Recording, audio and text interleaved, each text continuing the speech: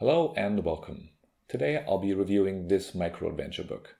But one quick note at the beginning, it only exists in the original language Norwegian and a German translation. But later in the video I'll be reading a page that I translated into English. So if enough people scream at the publisher, it might get translated. So let's begin.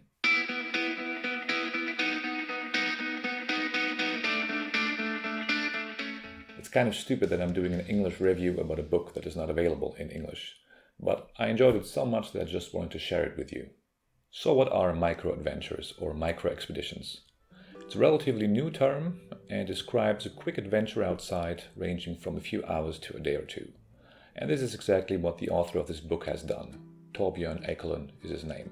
He lives in Oslo, Norway. He has a wife, kids and a full-time job. So no time to really go outside and have adventures. But he set a goal for himself. He wanted to make an overnight trip every month for a year straight. So that means 12 trips and 12 chapters in this book. The German title is Im Wald, in the forest. And the Norwegian is Året i skogen, en microexpedition. A year in the forest, a microexpedition. Excuse my Norwegian. He describes how he got the idea to go out into nature. As a kid, he used to take trips with his father all the time, but he hasn't done that in a long while. And he used to love to experience nature. So the trips he took for this book were a way to reconnect to the outdoors. So he gets ready, assembles his equipment and takes his first trip. And a second, and so forth. He describes what he sees, what he experiences, how the seasons change, and how nature makes him feel. He sprinkles his story with memories of the past, and even gets philosophical from time to time. At the end, there's a list of tips for outdoor trips. These are no spectacular tips or anything new for people with experience in this field, but definitely a good start. He read quite a good amount of outdoor books on his micro-expeditions, of which he shares a lot of insights in the chapters. And he puts a list in the appendix, the most popular book being Wald. What I liked about this book was its simplicity and honesty. He's a regular man with a family and a full-time job. He's dreaming about experiencing nature and he made it possible.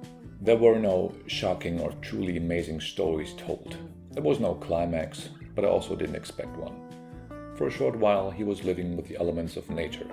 Sometimes he loved it, and sometimes he hated it and was really glad to be able to return to a secure, dry and warm home. This book is a declaration of love to nature. For me it was so much fun reading about his trips. Of course he lives in Norway, which has a lot more nature to offer than many other Western countries. And I'm a little jealous that stuff like camping, fishing, making fire is much less strictly regulated than here in Germany.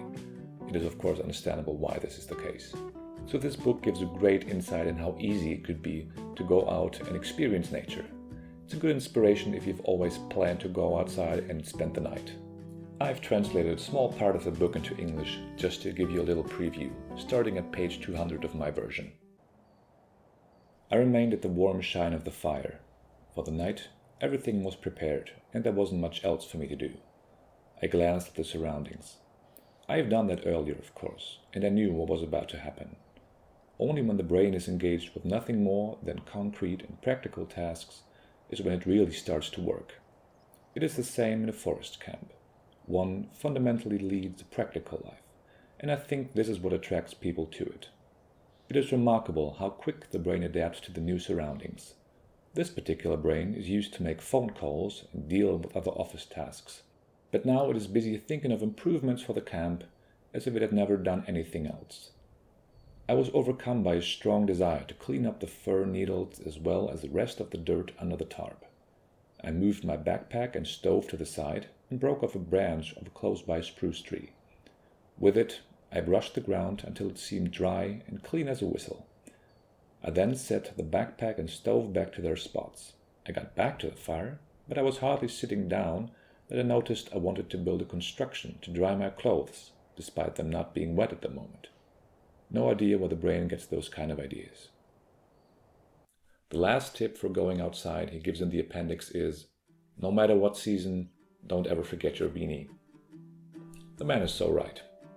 If you plan to do micro-adventures or overnighters in nature, then this book is for you. If you're already very familiar with this topic, then there are probably not that many insights to gain.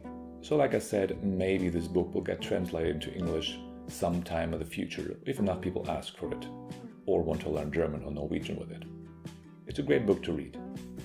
But I have yet another amazing outdoor book in my shelf that is only available in German and French. No idea why there is no English version. Please don't forget to give this video a thumbs up if you liked it. See you next time!